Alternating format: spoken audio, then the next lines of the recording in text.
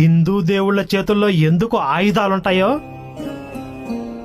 దుష్ట శిక్షణ శిష్ట రక్షణ అనే హిందూ ధర్మ సిద్ధాంతం యూనివర్స్. ఎందుకు భగవంతుడికి ఆయుధం కావాలా చంపడానికి? మరి సృష్టించడానికి ఏం ఆయుధంతో సృష్టించాడు?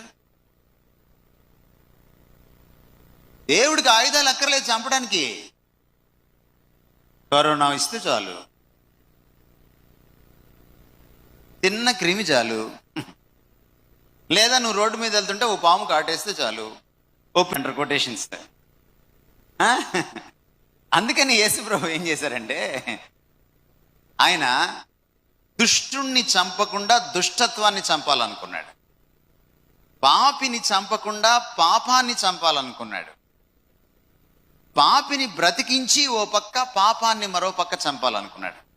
జస్ట్ లైక్ వైరస్ని చంపి మనిషిని ఎలా బ్రతికి